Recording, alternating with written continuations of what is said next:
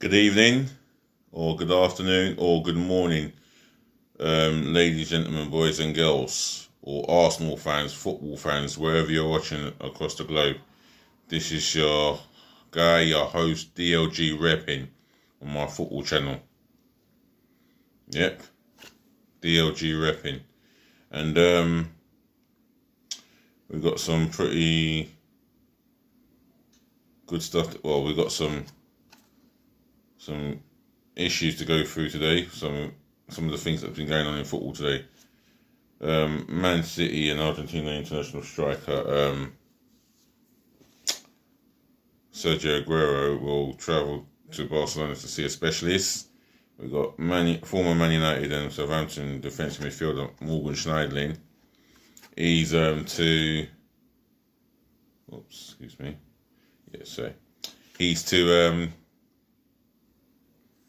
he has signed for Nice for undisclosed fee. But let's kick off with former Leeds United, Real Madrid and England centre-half Jonathan Woodgate. Sadly, he was sacked today. I think it was this afternoon, or was it this morning? Well, he was sacked today by Middlesbrough for bad results, and that could come from the fact that the players in the dressing room weren't supporting him. That could have come through the fact that the football was boring and the fans were calling for his head. So the results are not going their way and the performances are below par. Fans will pick up on that and they'll be calling for his head. Excuse me, got to redo this video again due to the fact that my file was filled up, so I've had to delete a few things. Sad really, but that's the way it goes. Excuse me, let me just turn this off. Yeah, there you go. Otherwise, it's sad to see him go. I mean, Jonathan Woodgate was a solid centre-half at Leeds, broke through the youth academy, and he was in a very exciting Leeds team with him, Radaby, Ferdinand, and the midfield of the core, Lee Bowyer. Remember, David Batty in there. You had Hasselbank, Viduka. You had an exciting Leeds team. Ian Hart, Gary Kelly. Yeah, they were a very exciting Leeds team. And Nigel Martin in goal. He played in a very, very good and exciting Leeds team. And maybe unlucky enough not to go and win the Premier League. And they got into the semi-finals and they came short against a top Valencia side. And that's the way it goes. Other than that, Neil Warnock is to replace him, and Neil Warnock was sacked 3 years ago. And I'll read it here if I can find it. There we go. Middlesbrough sacked head coach Jonathan Woodgate and appointed Neil Warnock as his replacement. Now, that's not a bad replacement at all. He got QPR up. I think he got Palace up. No, if he didn't get Palace up, he got QPR, Sheffield United, and Cardiff into the Premier League. He's a proven championship manager. That's one thing that I can say. He's Mr. No Nonsense and passionate on that touchline, and he's always in the ears of his players, sometimes in the fourth official's ears within the right reasons. And I remember an incident that occurred a couple of seasons ago where Cardiff were relegated that season, but they played Chelsea and they were 1-0 up, and the decision went against them and cost them the game. And he was right to have a go at the fourth official. Well, not really the fourth official, but I think he was right to have a go at the linesman or the referee at the time. And that shows his passion and enthusiasm for the beautiful game that we love to call football. Reading on, Borough are 21st in the Championship after losing 3-0 at home to Swansea City in the first game since the season restarted. On Saturday, former Leeds, Real Madrid and England defender Woodgate was appointed last summer but oversaw just 9 wins. Warnock has been without a club since Cardiff City after more than 3 years last November. And he gave Cardiff 3 good years of memory, so I'm sure the Cardiff fans owe him a debt of gratitude. Middlesbrough fans, if you want to leave your thoughts about the sacking of Jonathan Woodgate, let's get your reaction to it by dropping your comments below.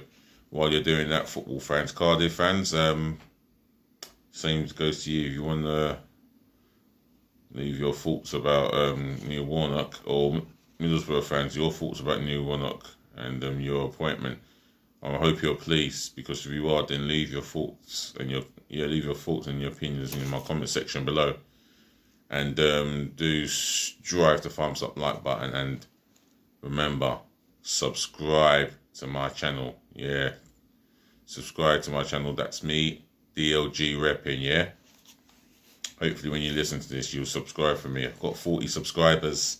I've got another 940 to go, and with your support and blessing, I can get there. So show me the love and give me the subscribers. Smash the subscribe button for me hard and passionately, yeah? And I'll show you love and support and my dedication to screening more videos for you guys all over the world. So moving on, and former Man United and Southampton defensive midfielder Morgan Schneiderlin has left Everton, left English Premier League football to return to France, and he's going to be playing for Nice. I believe his head coach will be Patrick Vieira, one of my favourite Arsenal players, the legend that I will call him.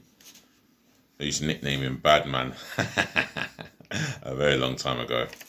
But he will be playing for, Schneiderlin will be playing for Vieira and Nice, and playing for the fans and the club. And it's a new challenge for him, obviously.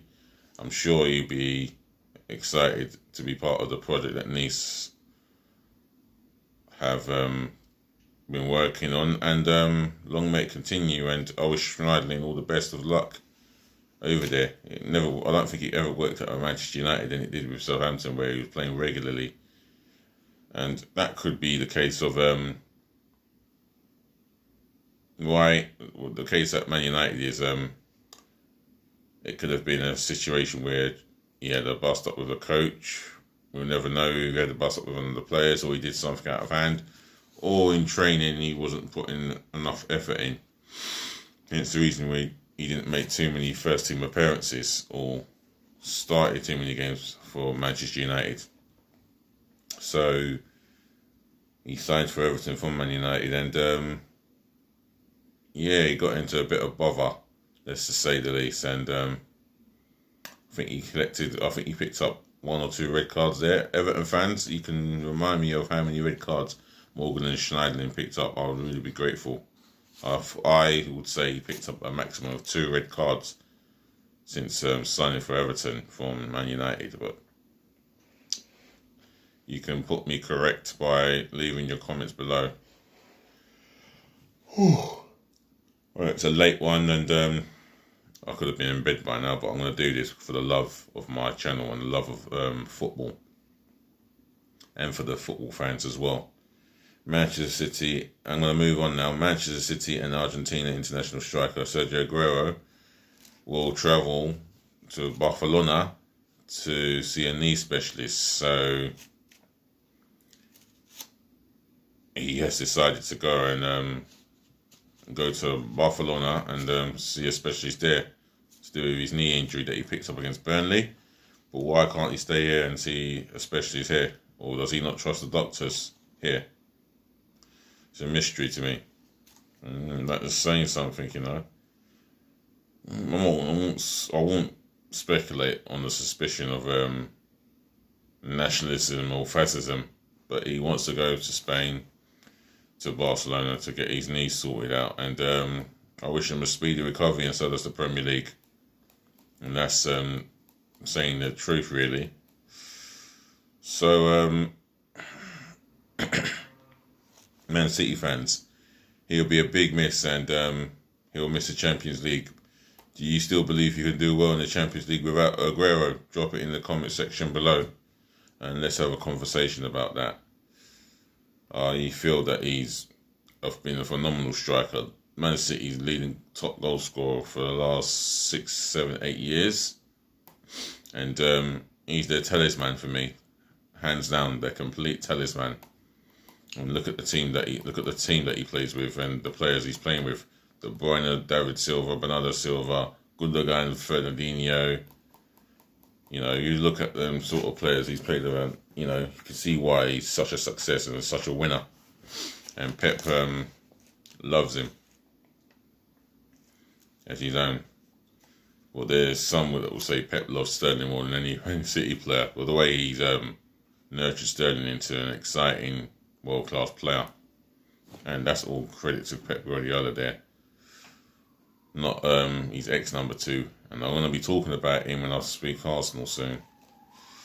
And, yeah, keeping it on Aguero, I mean, one of the best strikers in the world, definitely. Complete ruthless. And it helps being the cousin or the nephew of Diego Armando Maradona. Right, moving on to the Arsenal. Well, when will it frigging end? When will it flipping end, huh? Why would you give David Luiz another contract? Whose decision is that? I know Mikel Arteta was for it, but surely one of the board members, whether it be Raul Sanlihi, Josh Kroenke, Edu, Vinay Akashimi, whatever his name is. You know, I know we haven't got a chairman, but good riddance. He was useless, he was crap at his job. However, why has David Luiz got a contract extension? I mean, surely if the board were watching our game against Man City, surely they saw how useless he is in the big games away from home. Liverpool away, Chelsea away, Man City to date. How useless he is. He is a professional seasoned clown with a mistake after mistake waiting to happen. He is Sideshow Bob in a joke perspective. Complete useless clown. I can see why Chelsea fans never rated him as a back 4 centre half. He played well as he did because he played in the back 3. There's no way Antonio Conte could trust him in the back 4. A defender who gets violated in a World Cup semi-final in his own backyard for his poor, inadequate defending all his career in English football. And we saw how exposed he was against the Germans in that World Cup semi-final when Germany had him with his boxer shorts around his ankles and violated him without contraception, and the other centre-half pairing he had with him, whoever that was. They made a violation out of him, and I can see why he ended up in big tears. The guy is total crap. Absolutely flipping crap. And yet Arsenal go and sign that clown last year's summer. He should be gone. He should be gone. It's a player like that, Mr. Arteta, that will get you the sack. That will get Arsenal fans turning on you. Well, that's what you need to understand. Arsenal fans will turn on you if you're signing players like that. He is shocking. Completely shocking.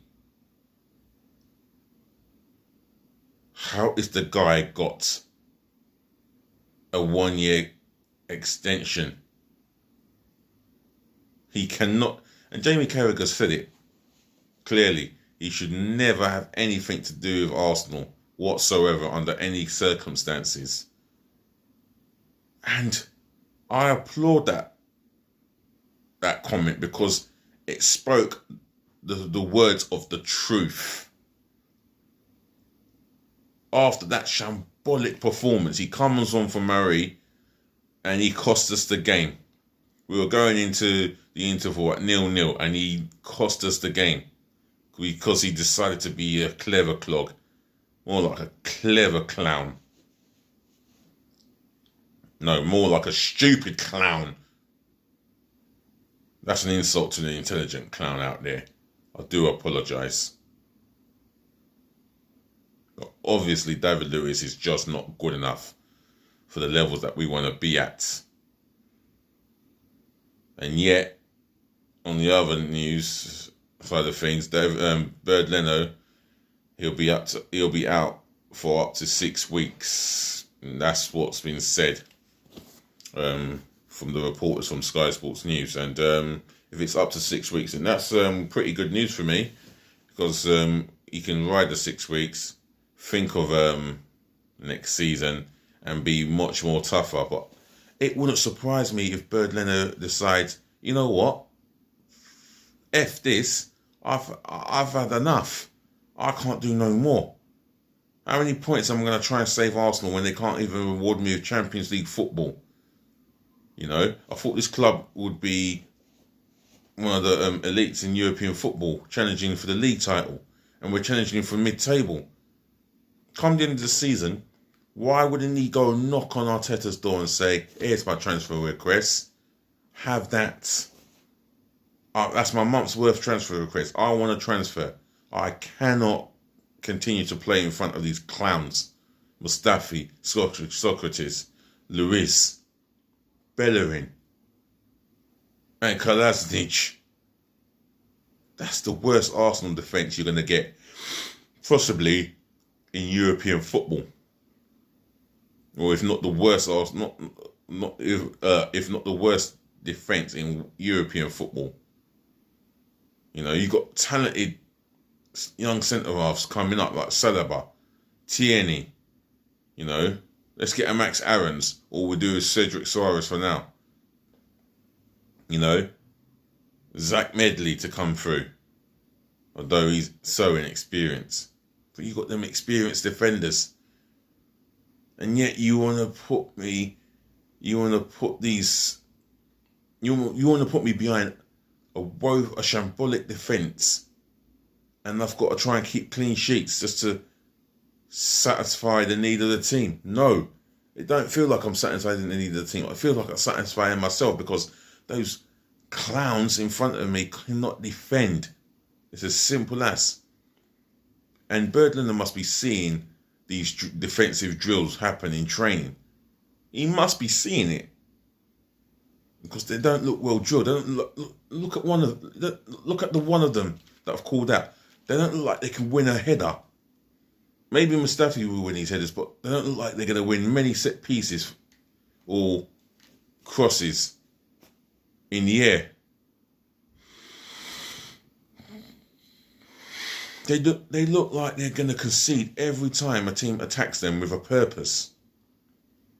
I mean, for example, Holding. You know, Holding and Mustafi. Well, Mustafi, for the last goal against Brighton, he was caught out in a 1-2. He lost his man for a split second, and Morpay spun him and beat our goalkeeper with a fine finish at the near post. It's so embarrassing. That's just so embarrassing. Comical, schoolboy, atrocious defending. Now, there was a point about 9-10 years ago where Steve Bold was allowed to coach the defence. 3 Premier League games of that season, we kept a clean sheet. And then that bumbling idiot called Monsieur Wenger messed up the whole defence for us, because he wanted to dictate how the defence should perform, how the midfield should work, how the team should work. He wanted to dictate everything, and it showed after a while how out of his depth he was. Now, if he was out of his depth at the business end of his reign, then Arteta, you're under serious pressure. You know, you've actually come from second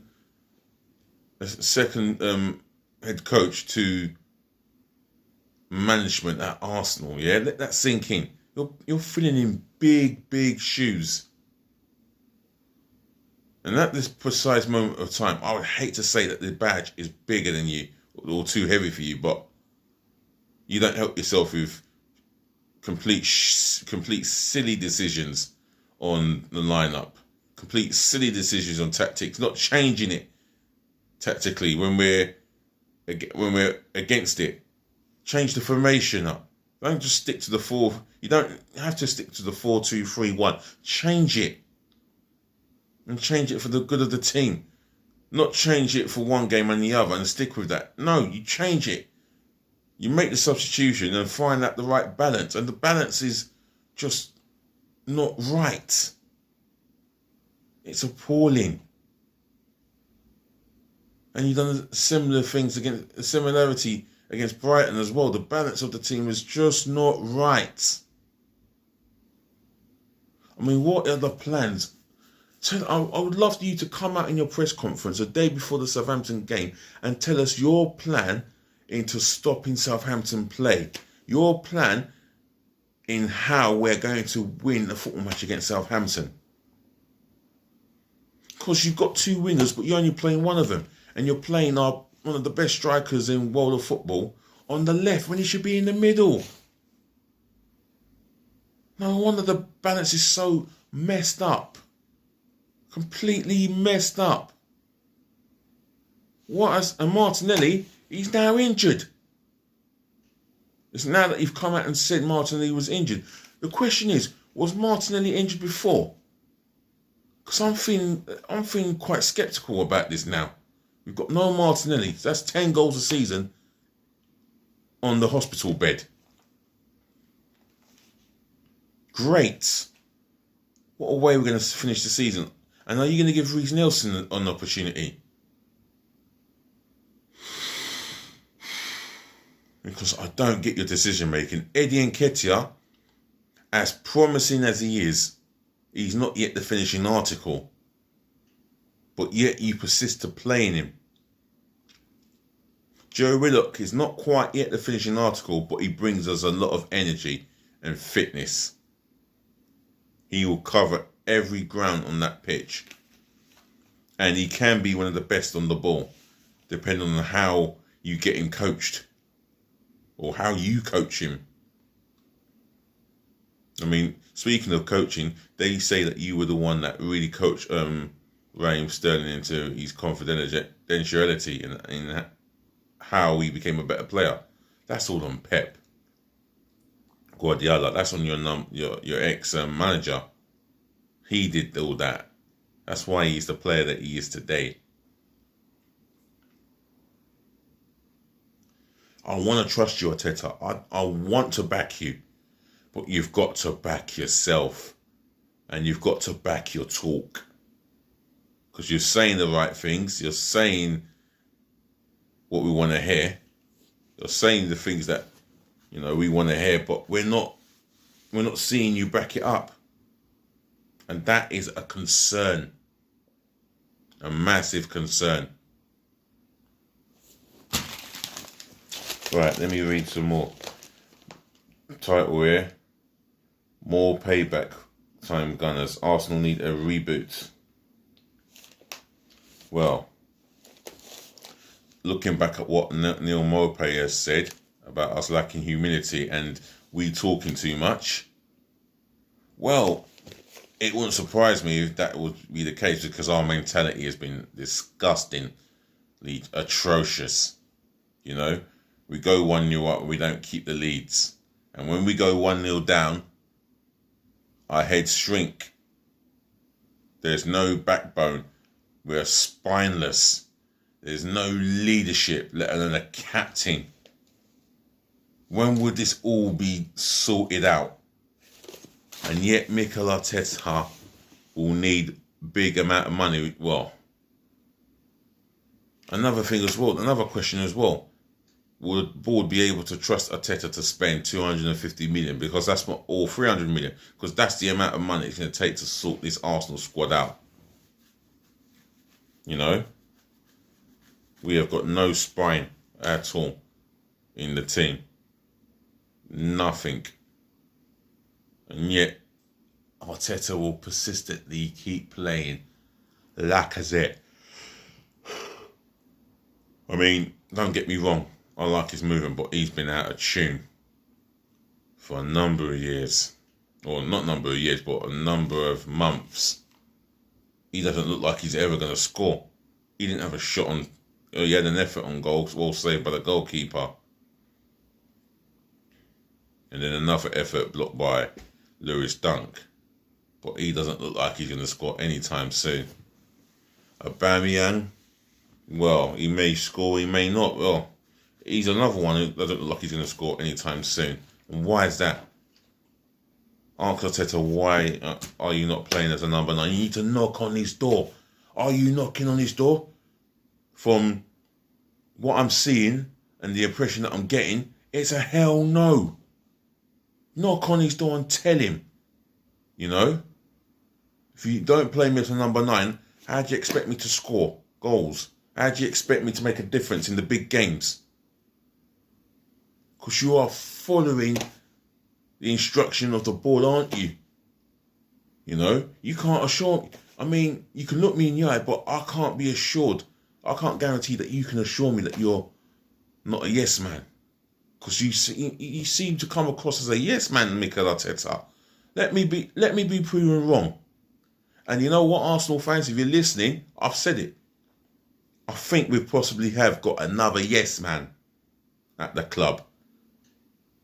A yes man that the board will be happy with. A puppet that they can throw underneath the bus like Wenger and Emery.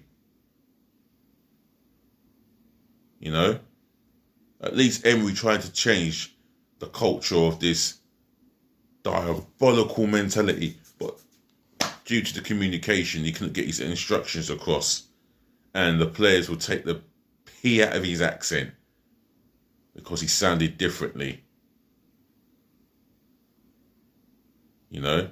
With Arteta, they won't take the P out of him. No way. He will do what's best for the team. And I can see that what he's trying to do, but at the same time, there is some backfires. You know, there is some there's some serious comebacks in a negative way, and it is getting embarrassing. I mean, we've lost to Brighton, and I am not confident at all. I see us losing to Sheffield. Well, yeah, Sheffield United on Sunday. We'll probably lose that. If we can't beat Brighton and Southampton and Sheffield United, there are 2 more L's. It could be a long week for Arsenal. And a longer few days for Arsenal when we play 4 games in the space of 11 days. I wonder how we're going to cope. For me, right off the season, completely. And I would like to see youngsters, as many youngsters in the first team against Southampton, because there's no point in starting our strongest team. Our experienced players have let us down all frigging season. And we've had enough of it. We're sick and tired of it. Enough is a bloody enough. Use the young players that we've got in the under-23s. Use them. They can't do any worse than the Mustafis. They can't do any worse than Ceballos or Guendouzi. Guendouzi, maybe I'm a little bit too harsh on him, but I would like to see him perform better when he can release the ball quicker. I want to give him to the end of next season, and if things don't change, then he will have to go. You know, it's nice to see like Nketiah and Saka and the Martinellis, but I would like to see more young players into the starting 11 against Southampton. What have we got to play for? Make some wholesale changes. Let's have a glimpse of the future and where it can take us for the next 8 games. Because the next 8 games can tell us where we're going to be here in the future. Right off the season. Completely right off. We've got 40 points. We're going to survive in the Premier League. We're not going to get relegated. Hey.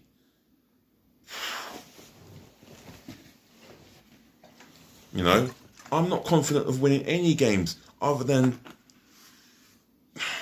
just giving my confidence to the youngsters. They can't do any worse.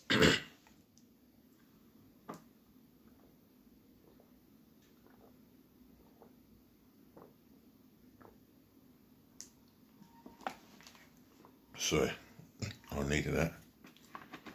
Oh, that's much better. You know, I mean, Guendouzi has been rumoured to have told Malpe that you'll never earn more than me. When Guendouzi, you best mind your mouth and mind how you're talking. Are you completely stupid? Why would you say that? I mean, that really never got to him because he's made you look stupid. He's made you look a complete prick. And excuse my language, but he has made you look like a complete idiot. He scored the winning goal. You got upset and wound up by him for injuring Bird Leno, but he went on to score the winning goal. And what did you do in the whole game? What did you really do? Nothing. Absolute sweet FA.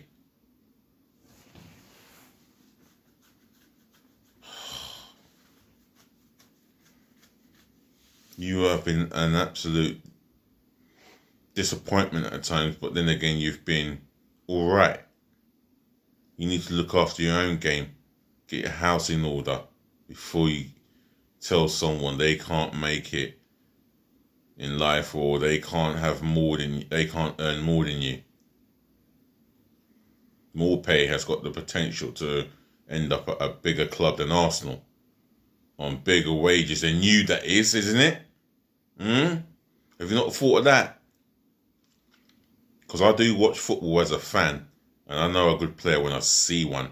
And Maupay is a big. Well, he is a big-hearted footballer, and he'll get his chance at the big time. Thing is, have you got one big move in you at the age of 21? Because the way that you're playing, it won't happen. And the chances is, if Arsenal were to sell you, you won't prevail as the big footballer that you want to become. No chance in hell. You don't offer us a goal threat. And, you know, you hold on to the ball too long and your tackling's atrocious. You and Ceballos are so similar. And that's the thing, Arteta. They're too similar. We need a mix and blend in the midfield there. Not similarity. You know, that's how we deal with a midfield 3 or a midfield 2. You can't have the same players. You need different types of players, depending on what formation you play. Now that I'm talking about formation, why didn't you change it up? You know, why didn't you change it up? Why didn't you play the 5? Why didn't you flood the midfield or something to stop Brighton coming at us?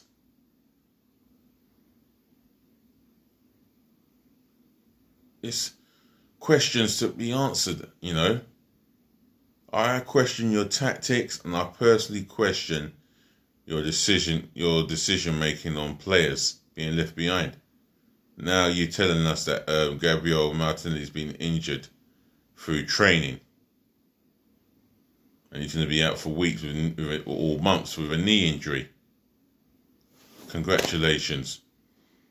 We are a sinking ship. We're sinking faster and faster. A lot faster than the Titanic. Than the Titanic, should I say? It's crippling and it's painful and so embarrassing. You know, so hurtful what's happened to our great club. So our fantastic club. Seen some glory times, and now we're seeing darkness. And I'm going to read some bits here in this newspaper and what was said. Yeah, I'm going to read here. So, does Mikel Arteta recognise this problem and is willing to tackle it? Because Arsenal are a club in the need of reboot. Next season will be probably they probably will have. Next season they will probably have no Europa League or EFL Cup to continue blooding their impressive crop of young players. An emphasis on youth in the Premier League may be necessary and beneficial. Failed to win at Southampton on Thursday and especially at Sheffield United on Sunday in Sunday's FA Cup quarter-final, and Arsenal season will descend into a dark comedy. That's well summed up. Our season will it will develop into a dark comedy. Our season already is a dark comedy. The question is, how darker can it get? And we'll find out within the end of the season. When we finish, we could finish as low as 14th. If we're not careful, 15th. And it's not a joke.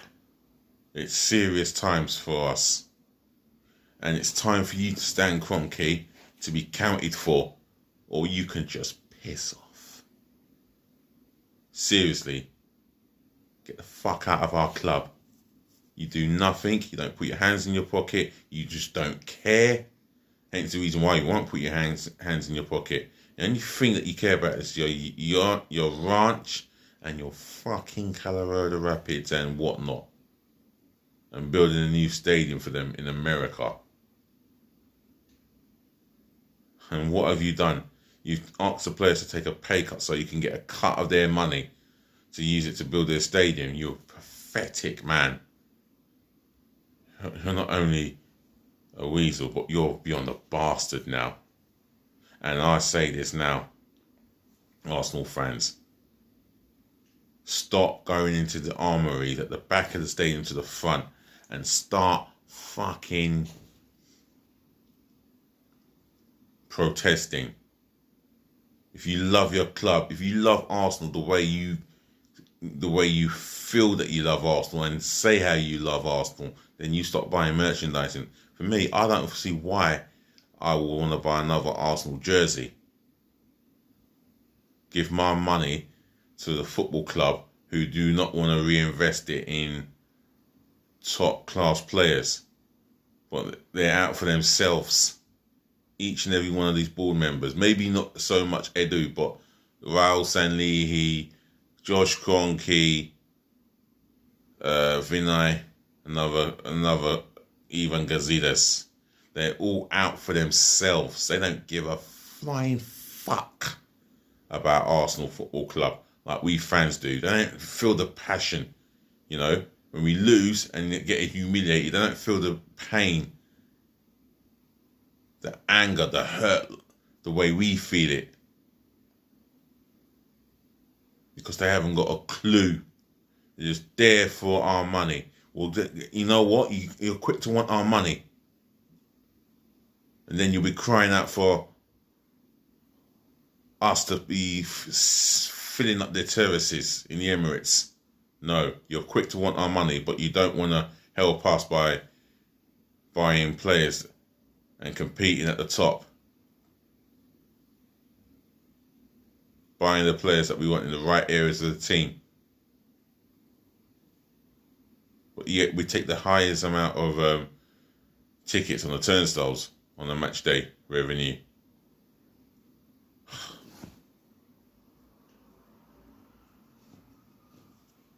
It is so hurting. It really is fucking disgusting, despicable. And ladies, gentlemen, boys and girls, I do apologise for my language, and it's just frustrating. I mean, I say I apologise because young children could be watching this morning or this afternoon, so I do apologise for my language. But I want change. And I want banners saying, Kroenke, get out of our club and never to come back again. Because that's how I feel. I want change more than anything, and for the best of the best of Arsenal Football Club, we want change. We want our soul back, At least give us our soul back, Sam Kroenke. Give us something back. Is it that much for you? Is it that much for you to hear and ask for? Is it too much for us to ask for? Is it too much for you to hear what we want? You don't want to talk to us, but you want to leave us to suffer the pain. You know, the pain. Our rival fans laughing at us, calling us SHIT. Sugar Hotel India Tango. That's what they're calling us. And you know what? When they call us that, how can we argue? We have no argument with fans. We have no arguments with our rival fans or non-rival fans who see their team doing better than us. It is embarrassing. We can't compare our players to the top 4. You know? We can't even compare our players to Wolves players. How many Arsenal players right now will get into the Wolves starting 11? Never mind the top 4. Arsenal fans, if you want to talk about this year, let's talk about it and drop it in the comment section below. Because everything I'm saying is from the truth. As painful as it hurts me to say it, I'm going to say it. And I don't see us finishing inside the top 10. Yeah? 10th place is the maximum requirement. And that's as far as we get. We're not getting top 8, let alone top 6, 7. We're finishing below 10th. And I know we're going to finish below 10th. The football never changes. The tactics is predictable. The team selection is predictable. We are too predictable.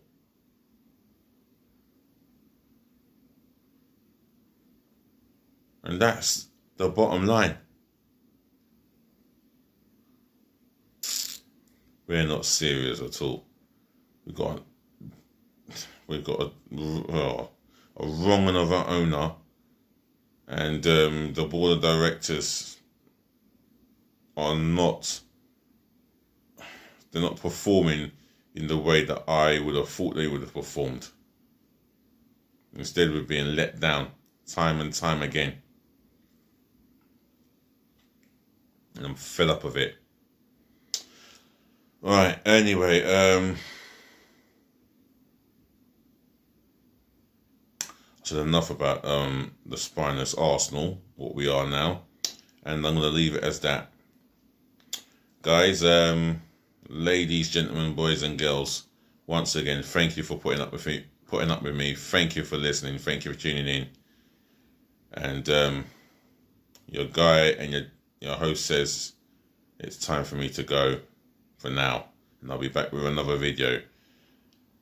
Thank you all for listening. Thank you all, yeah. And that's from DLG Reppin, myself, and I'll definitely be back for tomorrow evening because it's match preview time and my 11 that will start, and my own personal 11 that I will start for the game against Southampton, not Mikel Arteta's.